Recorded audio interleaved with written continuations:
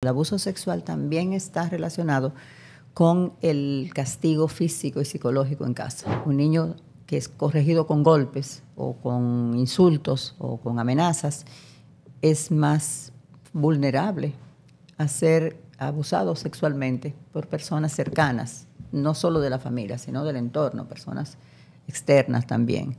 Porque es un niño o una niña, primero, que siente que los adultos tienen derechos sobre él y no lo toman en cuenta, y eso es lo que hace un abusador sexual. ¿Por qué los padres o los adultos que están a cargo de los niños usan el castigo físico? Probablemente por muchas razones, ¿verdad? Una de ellas porque sienten, lo aprendieron así, como lo viven como algo que pasó en su infancia o que pasó en su familia y se normalizó. Lo viven como normal. Hace muchos años que hablamos de esto en diferentes espacios, capacitando a los padres para sustituir las prácticas de crianza abusivas, dañinas, con daño emocional o físico por otras pautas. Pero siempre, tú sabes, es un desafío permanente, es un desafío actual, sigue pasando, o sea, y pasa con muchísima frecuencia.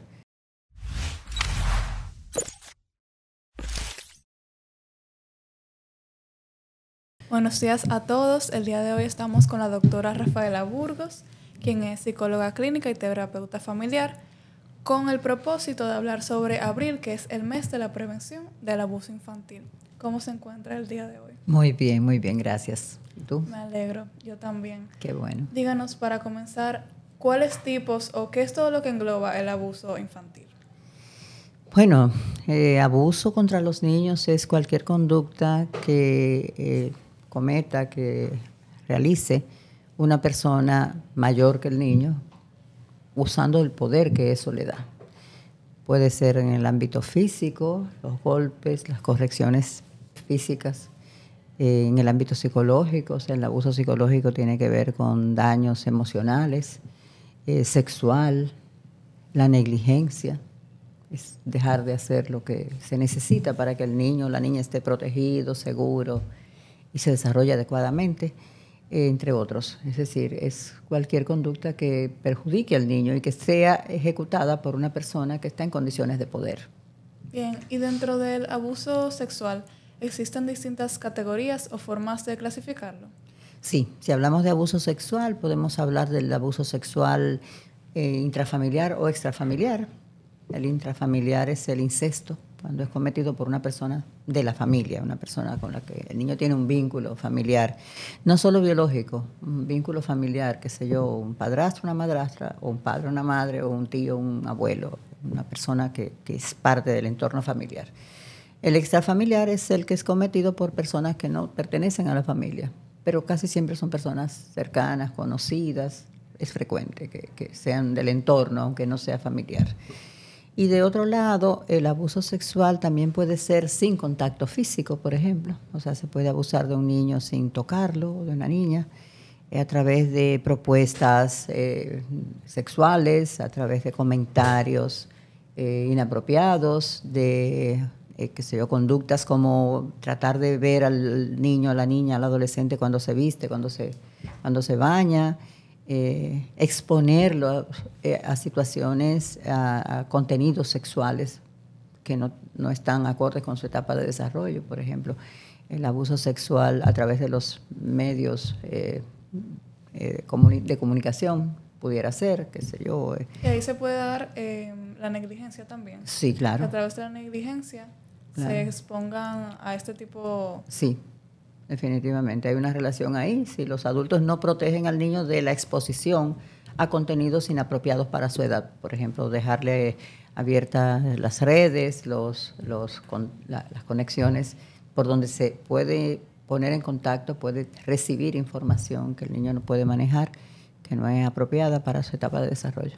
Entonces puede haber como una relación entre los distintos tipos de abuso, sí, con el abuso sexual. Sí, la hay. Y la hay de otra manera también. Por ejemplo, el abuso sexual también está relacionado con el castigo físico y psicológico en casa. O sea, los patrones de disciplina, las prácticas de crianza basadas en el castigo físico, las pelas, los golpes, y el atemorizar al niño, el que el niño se sienta amenazado constantemente, que son prácticas de abuso físico y psicológico, se relacionan en diferentes estudios con el abuso sexual. Es decir, un niño que es corregido con golpes o con insultos o con amenazas es más vulnerable a ser abusado sexualmente por personas cercanas, no solo de la familia, sino del entorno, personas externas también. Porque es un niño o una niña, primero, que siente que los adultos tienen derechos sobre él y no lo toman en cuenta, y eso es lo que hace un abusador sexual. Entonces se vulnera su autoestima y su sentido de autodeterminación. Definitivamente, definitivamente. Okay. Y eso de la autoestima tiene un papel importante, porque si el niño siente que con él todo se puede y que no tiene derecho a defenderse, ni a protestar, ni a cuestionar a los adultos, también pues no puede discriminar, no puede defenderse diciendo no puede retirarse, no puede comentarlo en casa porque siente que no le van a creer o lo van a castigar. De manera que el abuso sexual fuera de la familia o dentro está relacionado con las prácticas de crianza. ¿Y usted considera que eso podría llegar a ser un problema aquí, donde puede ser prevalente ese tipo de abuso físico para tratar como quien dice, criar a los niños? ¿En el país? Dices, sí, todavía, mucho más de lo que quisiéramos. Hace muchos años que hablamos de esto en diferentes espacios, capacitando a los padres para sustituir las prácticas de crianza abusivas, dañinas, con daño emocional o físico, por otras pautas. Pero siempre, tú sabes, es un desafío permanente, es un desafío actual, sigue pasando, o sea, y pasa con muchísima frecuencia. Entonces, ¿por qué los padres o los adultos que están a cargo de los niños usan el castigo físico? Probablemente por muchas razones, ¿verdad? Una de ellas porque lo aprendieron así, como lo viven como algo que pasó en su infancia o que pasó en su familia y se normalizó, lo viven como normal. Entonces es como un ciclo que los padres se lo pasan a sus hijos y luego crecen y piensan que así es como deben seguir criando. Así es. Y esa es la cadena del abuso. Entonces, una familia que decide cortar con ese patrón, cortar con esa cadena, de alguna manera no solamente está mejorando la vida, el desarrollo de sus propios hijos, sino también de los hijos de sus hijos que vienen más adelante. ¿Y qué consejo usted le podría dar a un padre que haya, ¿verdad?, crecido con esta forma de crianza, que quiera cambiar esos métodos? ¿Cuáles son algunas alternativas que tiene a su disposición? Mira, muchas. Por ejemplo, la primera que es fundamental es eliminar el impulso, eliminar la tendencia a usar lo que conozco, porque lo que conozco en este caso hace daño. Cuestionar. A veces los padres dicen, yo he vivido eso y no me fue bien y no me siento cómodo, entonces deciden que eso no le va a pasar a sus hijos. Entonces se puede. Eso es lo primero, cuestionar. Lo que nuestros padres hicieron probablemente estuvo bien en muchos aspectos, pero no en todos. Eso no tenemos que replicarlo. Así como nos diferenciamos de nuestros padres en muchísimas otras cosas y hacemos cosas que ellos nunca habrían hecho, qué sé yo, el uso de la tecnología, el trabajo, lo que sea, pues del mismo modo trabajar en esa tendencia, en ese impulso de replicar un patrón de crianza que no es saludable, que no es sano. Eso es fundamental. Lo otro es buscar información sobre qué sí se puede hacer, porque sí, los niños necesitan límites, necesitan corrección, necesitan pautas de comportamiento, necesitan consecuencias. Eso es así. No estamos diciendo que los niños simplemente no se deben corregir o se deben dejar hacer cualquier cosa que ellos quieran, porque eso no sería responsable, eso sería negligencia. Entonces, sí buscar herramientas que funcionen y que no hagan daño, porque existen. Es decir, poner límites a un niño no implica insultarlo, no implica pegarle, implica ser firme. Y firmeza y agresividad no es la misma cosa. Entonces, buscar herramientas como saber decir que no y mantener el no. identificar cuáles son las áreas donde yo necesito fortalecer más. Por ejemplo, padres que de un lado pueden ser sobreprotectores y ceden con mucha facilidad, entonces necesitan tal vez revisar dónde poner los límites, cómo establecerlo, cómo informar, cómo decirle al niño eso no se puede hacer de una manera no agresiva.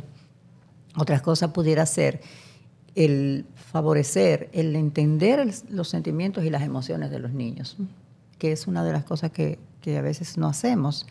Es decir, los niños tienen sentimientos, tienen emociones. Un niño se siente triste, un niño se puede sentir ignorado, se puede sentir descalificado o descalificada en su manera de ser, cuestionado, por ejemplo, las comparaciones que a veces hacen los adultos, dañan la autoestima del niño o la niña. Le hacen sentir que no vale, que no es capaz y que no se espera mucho de él o de ella. O por otro lado, le hacen sentir responsable de conductas o de situaciones que el niño simplemente las está aprendiendo. No tiene por qué saberlo todo. Ritmo en ese momento. Exacto. Entonces, ayudar al niño a ir aprendiendo la pauta correcta, pero de la manera mejor. O sea, es decir, en lugar de insultar porque botó el vaso de leche, enseñarle cómo sostener el vaso. Sí, para que luego aprenda que hay una forma correcta de hacerlo. Eso es. Y no asocie un error a un maltrato. Exacto, exacto. Y diferenciar el hecho de quien lo hace. Es decir, una cosa es el niño, la persona del niño o de la niña, y otra cosa es la conducta. Si por virar el vaso de leche yo le digo, tú eres un torpe, le estoy hablando a la persona, estoy poniéndole una etiqueta a la persona. Yo no estoy hablando del hecho, a lo mejor yo tengo que hablar de otra manera para que sepa cómo hacerlo, que eso no está bien, pero su identidad y su autoestima no hay que lesionarla por eso, porque es una conducta que se puede cambiar. Ciertamente. Lamentablemente hay muchas personas que no comprenden la importancia de educar con responsabilidad, pero también sin maltrato. ¿Qué consecuencias tiene todo este maltrato, todo este abuso físico, emocional? Y luego también me puedes decir del sexual en los niños. Bueno, el primer impacto es, como tú muy bien decías, a la autoestima. Es decir, hay una lesión al yo cuando el niño siente que está siendo insultado, no tomado en cuenta, cuando sus deseos simplemente no cuentan porque es pequeño. Entonces, su sentimiento de validación personal se afecta. Eso es importante. La capacidad para tomar decisiones, para aprender a desarrollar esas habilidades que queremos que desarrolle, también se afecta porque no se atreve. O sea, evita tomar decisiones, evita intentar cosas para evitar la respuesta del adulto, claro, cualquiera que sea. Crece como con ese miedo. Con miedo a la autoridad, pero también eso va a generar en muchos niños rebeldía, desafío a la autoridad, porque hay dos extremos. Exactamente. Un niño muy pasivo que acepta todo, pero el peligro de esa pasividad, sabemos, es que lo acepta probablemente todo en casa, pero también afuera.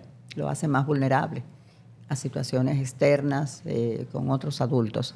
Y luego en la adultez, pues pudiera también generar dificultades en sus relaciones sociales, laborales, en su desempeño como adulto y como profesional, sabiendo que esto va a estar muy ligado, por ejemplo, a la capacidad de avanzar y de ponerse metas y de tener, digamos, una conducta, una actitud frente a la vida de seguridad.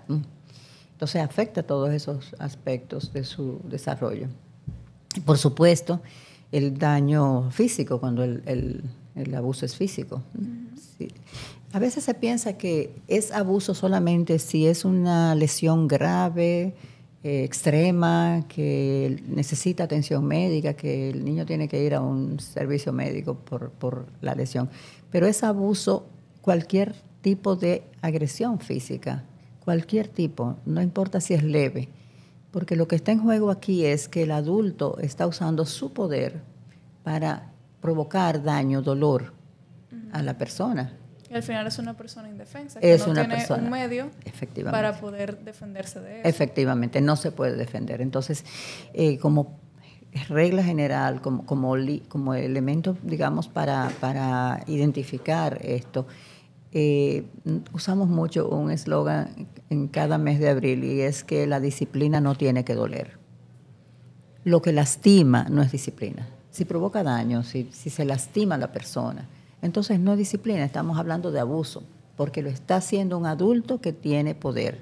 Y como tú decías, el niño o la niña no se puede defender. Ese es el criterio. Aunque esto nos haya llegado, digamos, bajo la forma de práctica de crianza, de ser, digamos, incluso muchos padres que han vivido esto asumen esto también porque piensan que es bueno para sus hijos, aunque nos haya llegado como manera de educar, como pauta de educación, no es educación. Eso no nos lleva a donde queremos. Los padres quieren formar a sus hijos, educarlos bien, que sean personas correctas, pero también que sean personas seguras, exitosas. Entonces, el castigo físico y el maltrato emocional no nos llevan a ese lugar.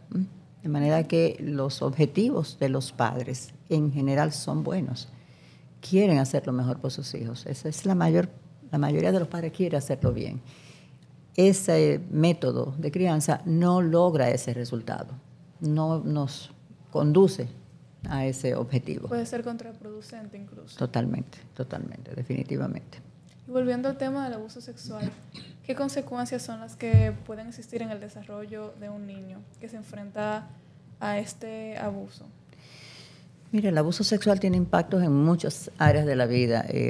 Definitivamente, lo primero es que afecta su relación con el mundo en general. O sea, que un adulto que tiene poder sobre mí, porque el abuso sexual ocurre muchas veces cerca, o sea, como decíamos, en la familia o muy cerca. Personas que tienen más fácil acceso a los niños. Exacto. Y que existe una confianza, entonces, por eso muchas veces se descuida. Exacto. Los padres o incluso los mismos niños tienen esa confianza y por eso es que sucede. Así es. Sí, y ese mismo elemento de que una persona que tiene su confianza, una persona de confianza, pase ese límite y se aproveche de esa confianza para violentar al niño, genera una confusión tremenda de cómo funcionan las relaciones, cómo funciona el mundo, en quién se puede confiar, en quién no se puede confiar. Eso es el primer impacto. Es una traición muy grande. Es una traición. A una persona que está desarrollando su comprensión de las relaciones personales. Totalmente. Eso, efectivamente. Entonces, esa confusión pues se puede generalizar en términos de las relaciones en sentido general y esa desconfianza volverse habitual en una persona que necesita confiar porque depende de los adultos, pero no confía. Pero de adulto puede ser que tampoco siga confiando. Es decir, esa sensación de estar en riesgo de de poder ser dañado por las personas que dicen quererme o que dicen que les importo, puede ser que avance, digamos, se mantenga en la vida adulta. Entonces ya imagina todo lo que eso significa en las relaciones sociales, en las relaciones de pareja, en las relaciones laborales, en el ámbito amplio del desarrollo. Claro. Y esto también lacera la autoestima o el sentido de valor de una persona. Claro, claro que sí. Lo primero que pasa es que los niños abusados sexualmente tienden a sentirse culpables, a responsabilizarse. Tienden a pensar que algo hicieron mal y que a lo mejor fue su culpa porque no hizo, porque es de tal forma, porque les cuesta entender, no lo pueden hacer, les cuesta ver que es responsabilidad del adulto. Y aquí hay un elemento importante. En una situación de abuso sexual, la persona mayor, sea un adulto o sea un adolescente, porque también puede pasar, es él o la responsable del hecho. no es, o sea, no es válido asumir que si el niño o la niña estuvo de acuerdo o consintió el contacto, no es abuso, al contrario. Es decir, el niño o la niña no pueden dar un consentimiento porque no están preparados para eso antes de ser mayores de edad. Con lo cual, el responsable o la responsable es la persona de más edad, el adulto, en este caso. Y muchas veces se dan chantajes emocionales para que los niños, entre comillas, accedan, pero esas son tácticas que utilizan, ¿verdad?, los abusadores para obtener lo que quieren. Así es, puede ser por engaño, puede ser por amenaza, una mezcla, pero sobre todo es una especie de seducción progresiva. Y no solo seducción sexual, sino el adulto va ganándose la confianza poco a poco del niño, de la niña, se va acercando, de los familiares y también. de los familiares si no es un familiar, que a veces también. Eso se da tanto en el plano del abuso sexual en el ámbito físico como en el abuso sexual a través de la tecnología también. O sea, un adulto que quiere captar una víctima, pues la identifica, se aprende sus rutinas, un poco si está descuidada o no en la familia, si recibe malos tratos en la familia, también es un aliciente. Identificar los factores de vulnerabilidad que existen. existen. Exactamente. Todo eso le sirve al adulto para ir identificando que es una potencial víctima. Y luego el contacto con el niño o con la niña a través de la plataforma que sea, del sistema de comunicación que sea, pues se enfoca en eso, en ir creando confianza, ir creando un vínculo, aparentar que es... Muchas veces estas personas, estos depredadores, se hacen pasar por niños o por adolescentes. El niño o la niña no sabe con quién está hablando, pero entiende que es un amigo o una amiga de su edad que está en otro sitio. Y sí, esto puede llegar a afectar de manera muy significativa el desarrollo de los niños en el proceso y luego cuando esto ya se manifiesta de manera directa, cuando el adulto ya ve que puede perder poder y entonces amenaza, chantajea, genera una situación de peligro que el niño percibe como más real. Sí, muchas veces esas mismas personas son las que le implantan la culpa. Sí. Para que no digan nada o para que, ¿verdad?, se queden así callados. Sí, a través de amenazas y otras veces a través de esa manipulación. Esto es un secreto entre nosotros, no se lo puedes decir a nadie, la gente no tiene que enterarse, no te van a creer, ese tipo de cosas. Pero sobre todo el elemento fundamental aquí es que usan, si es en el plano, ¿verdad?, físico, usan la relación.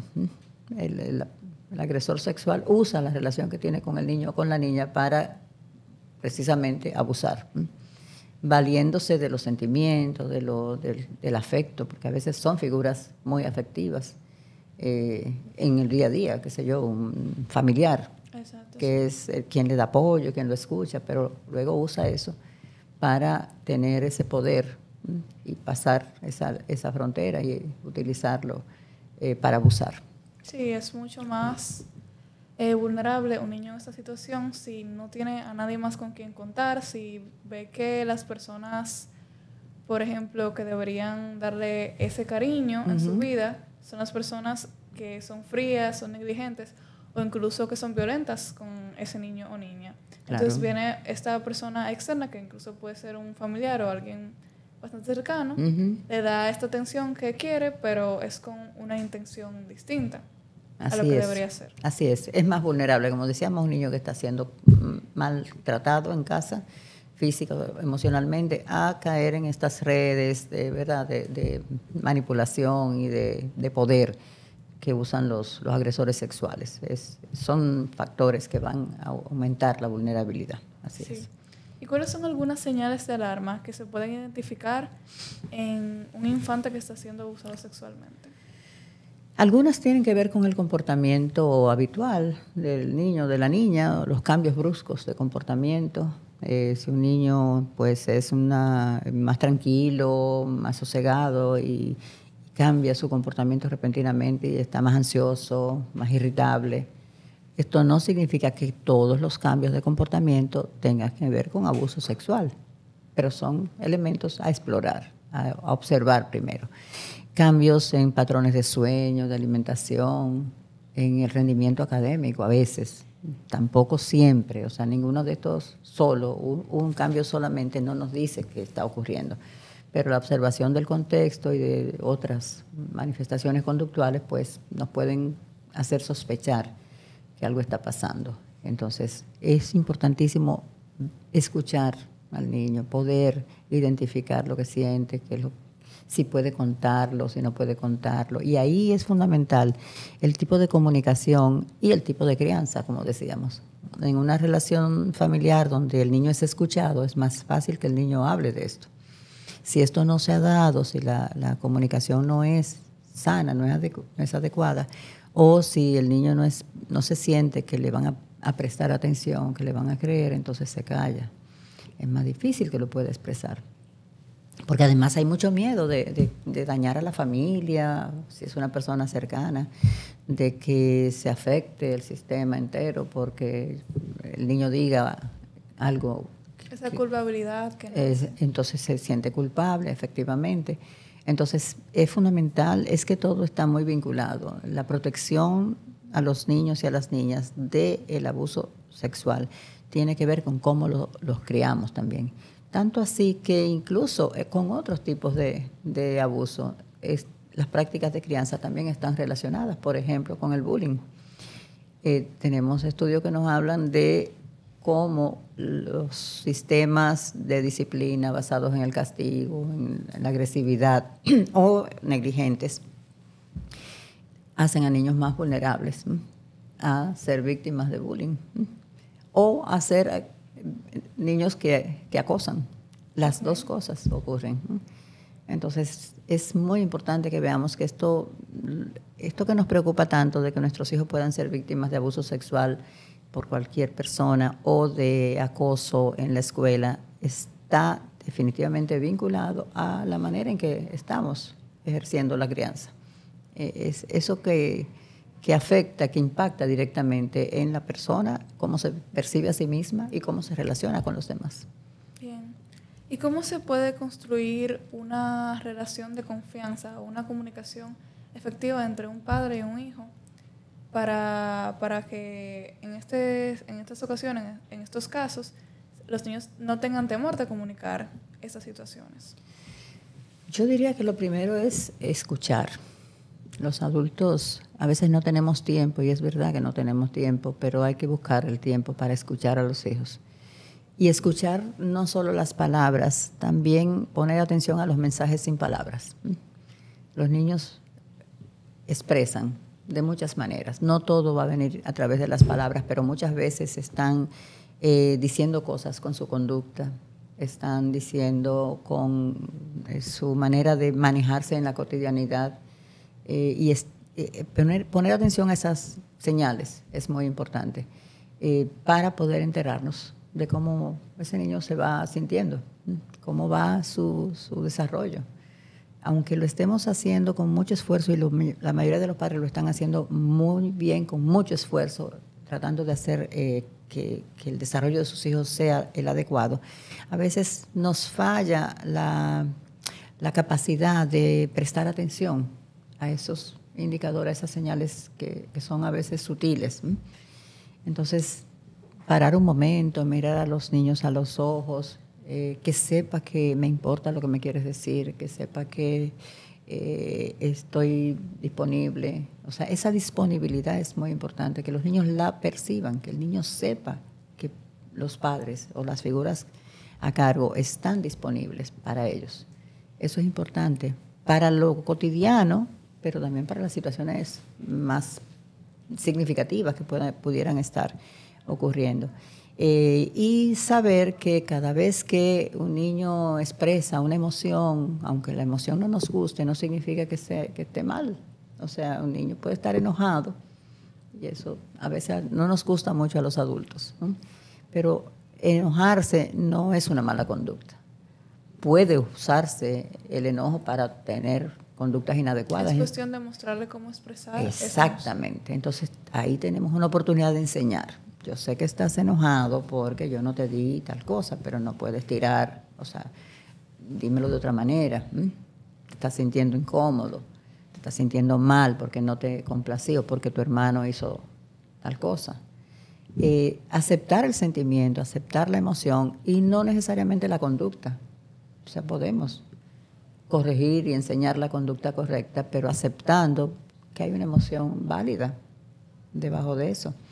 Eso es importante, saber que los niños están en un proceso de aprendizaje, que a veces pensamos que tienen que saber cómo comportarse en todo momento.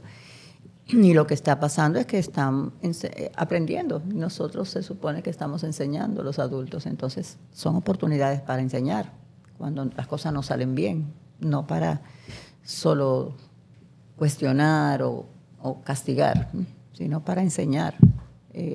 Buscar esas oportunidades es muy importante. Claro. También me gustaría saber qué acciones son importantes para prevenir el abuso sexual infantil. Sí, bueno, lo primero, proteger, ¿verdad? Que los adultos son los responsables de la protección de los niños y de los adolescentes y de darse cuenta de todo esto a tiempo, ojalá. Pero también a los niños les podemos dar algunas herramientas de autoprotección con las cuales ellos puedan distinguir entre una conducta adecuada y una conducta que es sospechosa o que me hace sentir incómodo. Entonces, a los más pequeños, enseñarles sobre sus partes privadas, cuáles son las partes privadas, quién las puede tocar. Y ahí es importante que le demos como elementos muy concretos. Un niño de 3 o 4 años ya puede saber cuáles son sus partes privadas. Y, por ejemplo, decirles que la puede tocar mamá, papá o la persona que lo baña para bañarlo, haciendo esa explicación. Porque incluso importante que el niño sepa que aún mamá tiene que tener una razón para tocar, si es para vestirlo, para bañarlo, para ponerle un medicamento. El médico puede tocarte, pero en ese caso va a tener el permiso de papá, de mamá y vamos a estar ahí. Entonces, el niño ya tiene elementos para identificar cualquier otra conducta que se salga de esos parámetros. Tiene más recursos. No vamos a decir que con eso se resuelve todo, que el niño se va a cuidar de todo, porque no tiene esa capacidad. Frente a un adulto, el niño no tiene la capacidad de tener una conducta que pare necesariamente, pero sí para identificarla y poderlo comentar en casa. Y si eso lo sumamos con una buena comunicación y un manejo adecuado de la disciplina en casa, pues entonces tenemos 2 factores ya a favor por si algo pasa. Saber que el niño, intentar que sepa también cómo identificar lo que siente. De nuevo, si le damos oportunidad, si le damos derecho al niño o a la niña en la crianza cotidiana de sentir y que sus sentimientos y sus emociones son válidas, pues cuando se siente fuera de casa incómodo por una situación o dentro de casa incómodo por algo que no le está haciendo sentir bien, pues también se puede dar el permiso de sentirlo y de comentarlo. Te das cuenta que es que está todo muy vinculado a lo que hacemos cotidianamente. Exactamente, todo tiene una relación. Entonces es importante eso.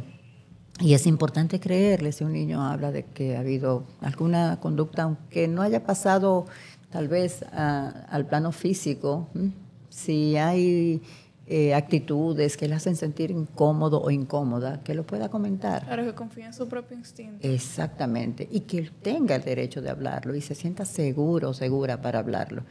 Porque cuando es una persona cercana a la familia es muy difícil. Es muy difícil que un niño o una niña pueda decir sobre un familiar, porque la primera respuesta que se da es, no me van a creer. Y de hecho muchas veces la familia no le cree, porque es muy doloroso, es muy complicado asumir esto. Entonces, cuesta, pero necesitamos actuar, necesitamos proteger, definitivamente. Y pautas de prevención, bueno, dependiendo de la edad, se le van dando herramientas, es decir, un niño necesita saber que puede decir que no y puede retirarse de una situación que le genere incomodidad, sea quien sea que se le esté provocando, que lo haga con respeto pero con firmeza y que luego lo cuente. Tenemos como una ruta, ¿verdad? de protección que se le enseña a los niños en términos de cómo lidiar con eso hasta donde puede. No se le puede cargar toda la responsabilidad, pero hasta donde puede para poderse proteger y luego comentarlo con los adultos responsables para que sean los que tomen la acción de parar la situación o evitar que ocurra. Eso es muy importante. En términos generales, mira, la protección, las pautas de prevención contra el abuso sexual están muy ligadas a cómo estamos educando a los niños, para ser más asertivos, más seguros, más conscientes de lo que sienten y de lo que les afecta. Y eso se hace en la cotidianidad, se hace día a día. Sí. También algo muy importante, pero que puede resultar muy crucial. ¿Qué herramientas o qué opciones tiene un niño que está siendo abusado sexualmente dentro del núcleo familiar? Bueno, esa es complicada, pero sí, lo que se intenta es que el niño busque una figura de seguridad, aunque no esté dentro de la casa. Una abuela, una tía, una persona con la que se sienta seguro y que piense que lo puede proteger. Y eso a veces no es tan fácil, no es tan fácil, pero tenemos que buscar. Claro, depende de la red de apoyo que existe en ese caso. Exacto, pero muchas veces lo que sí vemos es que los niños lo dicen en la escuela. Se lo dicen a la orientadora, se lo dicen a la maestra o lo dicen a un compañero, a una compañera y ese compañero se lo dice a su propia familia, a su mamá.